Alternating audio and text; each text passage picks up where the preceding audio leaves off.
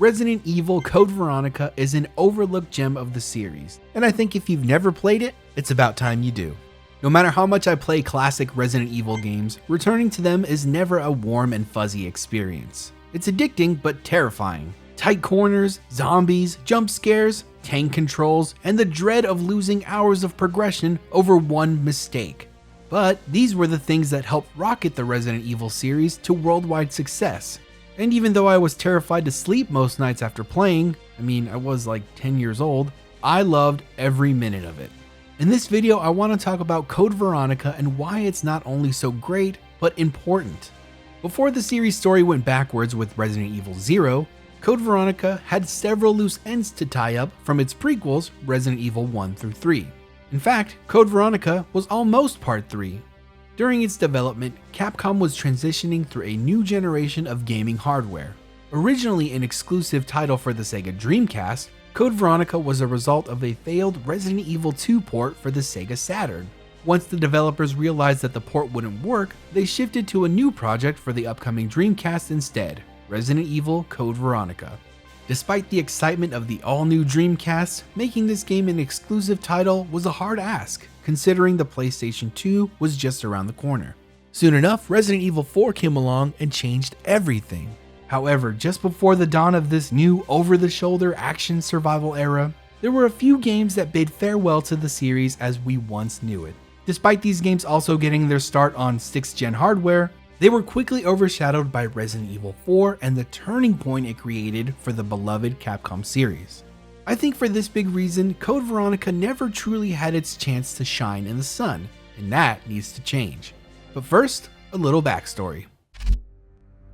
Taking place 3 months after the events of Resident Evil 3 Nemesis, we catch up with Claire Redfield. Still on the hunt for her missing brother Chris, Claire ends up in a secluded island prison run by the Umbrella Corporation.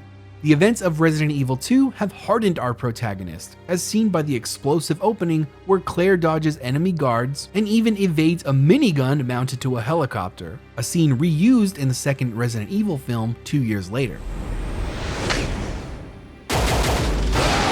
They're the same picture. It's a far cry from Resident Evil 2's opening, where she's almost eaten and accidentally killed within the first few minutes. Don't shoot! Get down! You okay? Boy, if you don't— Some of the biggest takeaways with Code Veronica are its story, characters, and environments. Pulling players away from Raccoon City for the first time is unsettling, but makes for such a memorable experience from the start, despite all the terrors that lie ahead. The environments in Code Veronica have held up well over the last 20 years. The Rockford Island prison in the game's first half is dark and full of secrets, much like the Spencer Mansion or the RPD in previous games. You soon figure out that the island is more than a prison and training ground. The prison belongs to the Ashford family, a royal family whose dynasty came to a crumbling end at Rockford.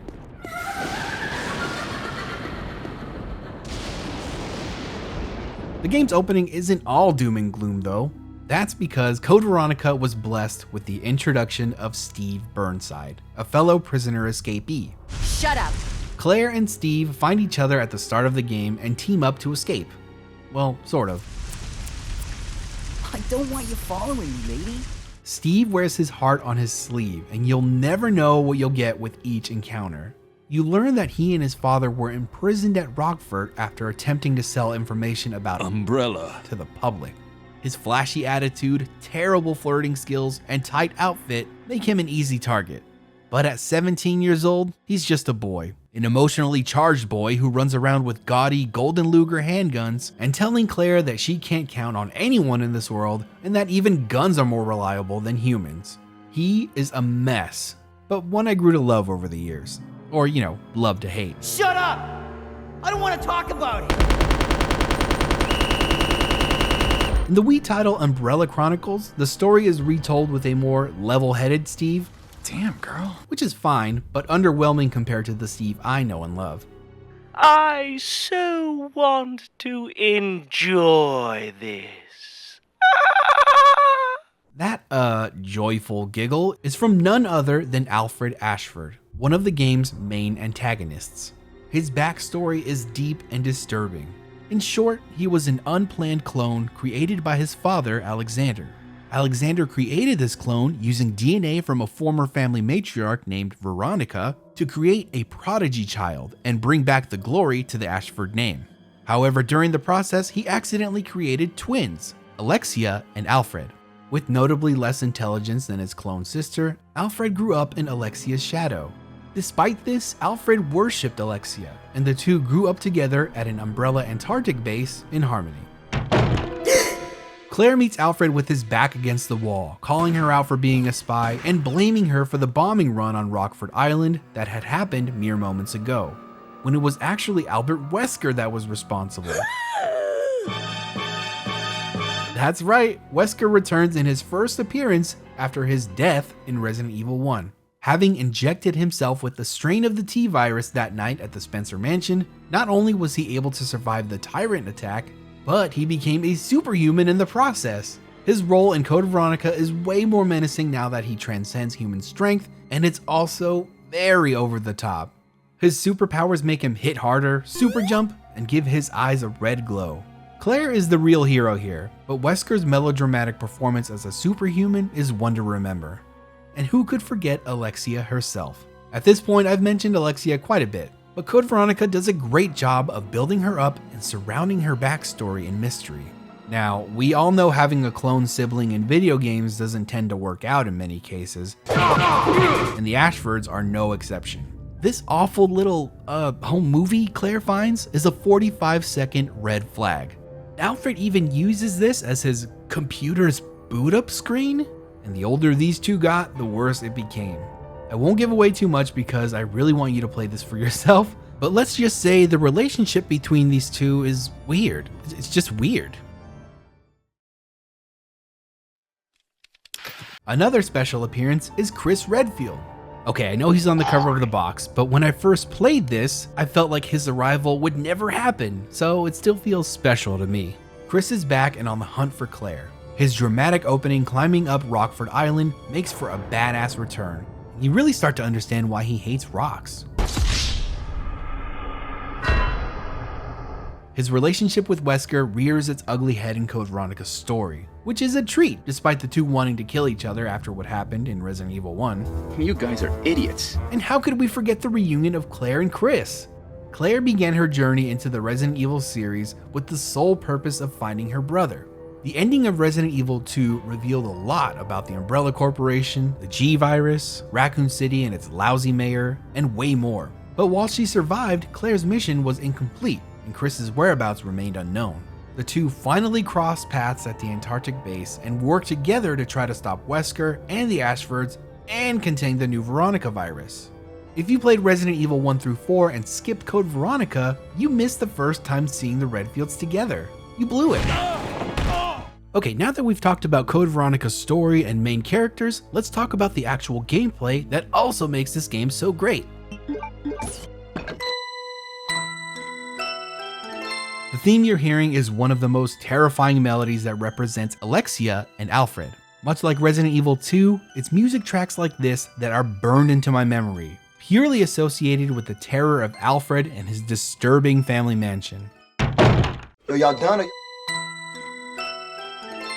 Oh, that's up. Being one of the last classic Resident Evil titles, the formula of survival horror with fixed camera perspective has really been polished here, and has aged very well in a post-Resident Evil 4 world. The puzzles aren't too hard, which lets you focus on surviving and the story, but they're peppered in just enough to break up the gameplay. Like before, all the files and diaries found can nudge you in the right direction if you're feeling a little lost. Now between you and me, I remember going into a GameStop and finding one answer to a puzzle that I was looking for that had boggled me for weeks. After I found the answer I was looking for, I left without buying the guide, and I felt like I robbed the place. And I remember writing down this stolen intel in my game's manual, which I still have. Wow, Richie, that puzzle wasn't hard at all. Couldn't have figured that one out on your own, bud? Little known fact, this was the last Resident Evil title that included weapons using their real-world names, like the AK-47 and Calico M100 submachine gun.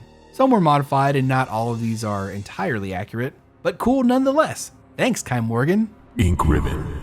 All that being said, this game's a little hard. I personally remember putting this game down for quite a while because I simply couldn't get through it. Now, I know I'm not the best Resident Evil player, but while most agree that it's not necessarily easy, it's definitely worth it. There's also this unlockable mode called Battle Game that lets you take revenge on every living creature this game has to offer. You can play as Claire, Steve, Chris, and for the first time, you can even play as Wesker. After revisiting this mode years later, I have to commend how nicely it's held up, especially in first-person mode. This game is full of surprises, creepy world building, and even new enemies like the Bandersnatch, a rejected, warped tyrant that can slap your face from across the room. Fortunately, this game is pretty damn accessible. It's available on just about everything from the Xbox Series X, original Dreamcast version, and everything in between. Almost too many options, honestly. The original Dreamcast version is simply called Resident Evil Code Veronica, but everything after that is the special edition called Code Veronica X. It's got a few more pre-rendered cutscenes, and even a new haircut for Steve, for some reason. I originally played it on the PlayStation 2, and when they released an HD version in 2011, I wanted in.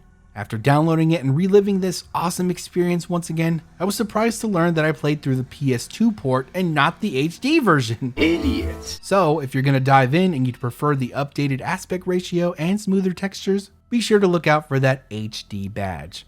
Whatever, even after accidentally playing through the PS2 port, I still had an awesome time. 4:3 aspect ratio and all. Now that I've gushed about this game for all the world to hear, I have a confession.